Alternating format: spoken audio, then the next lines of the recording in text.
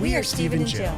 Together, we've been buying and reselling land since the 90s. Our data-centric approach leaves our buyers asking, how can you sell it so cheap? Here on the Land Academy Show, We answer that and more. Steve and Jill here. Hi. Welcome to the Land Academy Show, entertaining land investment talk. I'm Stephen Jack Butella. And I'm Jill DeWitt, broadcasting from the Valley of the Sun. Today's Jack Thursday, and I'm going to talk about in detail why I recently killed several land deals my partners already approved. This is fun. I think this is... I get to sit back and let you like... Because I kind of saw it in Airtable, kind of watched it happen, which is really nice. It's going to be informative, I think. This is cool. Before we get into it, let's take a question posted by one of our members on the landinvestors.com online community. It's free. And please don't forget to subscribe on the Land Academy YouTube channel. Comment on the shows you like. Anthony wrote, infill lot advice from a builder. I read this the other day. This was really cool. I recently had a conversation with a builder who took a chunk of lots off my books. It was a good talk. I asked him about the metrics he uses to decide where to build. The answers were eye-opening. He won't touch any area where new construction fetches under $400,000. Boy, that's the truth. Mm-hmm.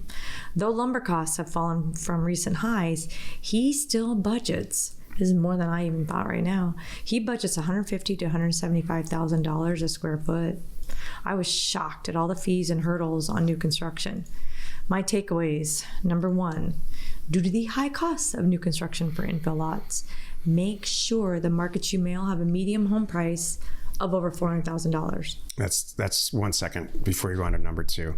That's been the case for a long time. Right. That number keeps moving, but it's been the case because you need to make money. Right. This is the antithesis of affordable housing.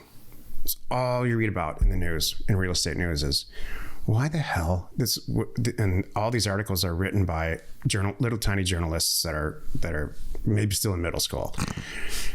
We need more affordable housing. Well, great. Here's the reason we don't have it, because of this post. Go ahead. Okay.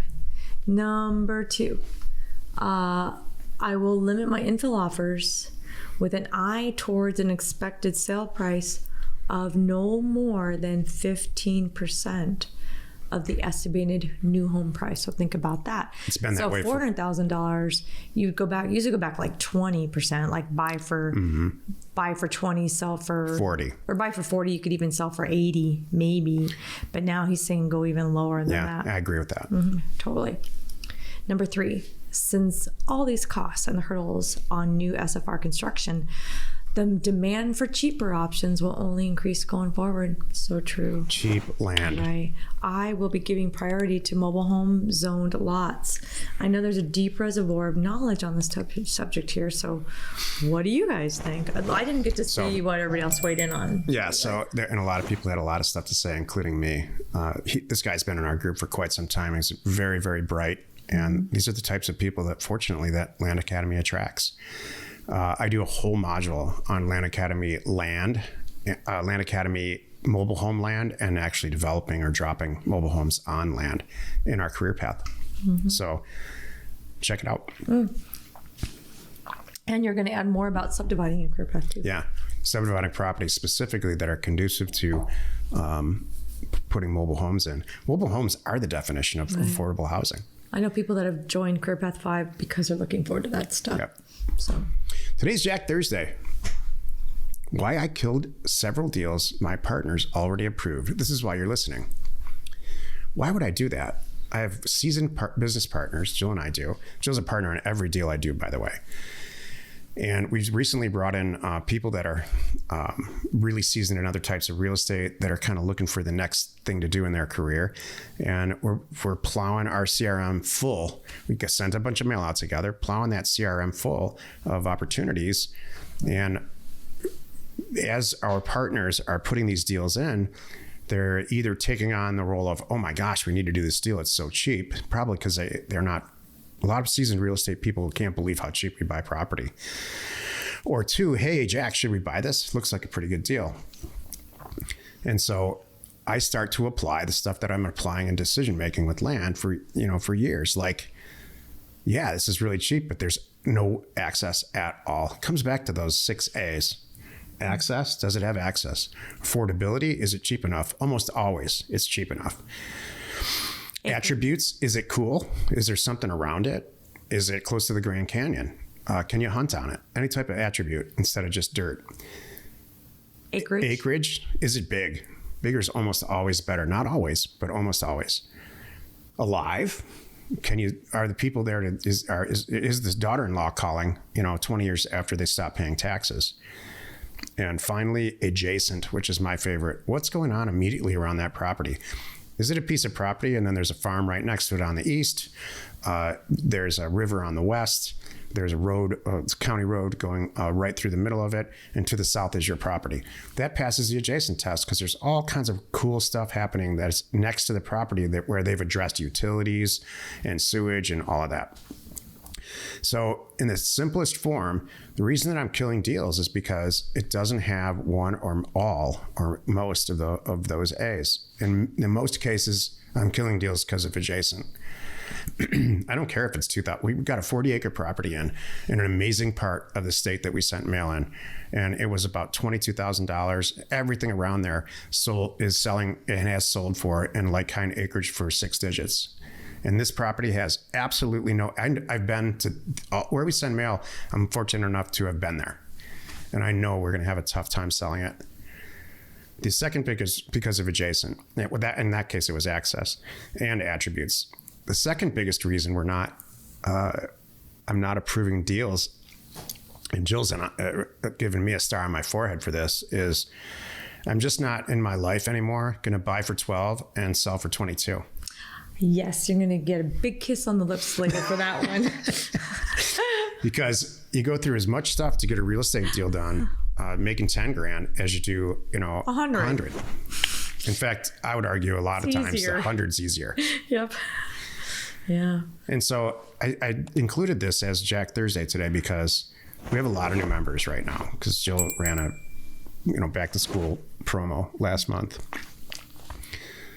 Please go through the program.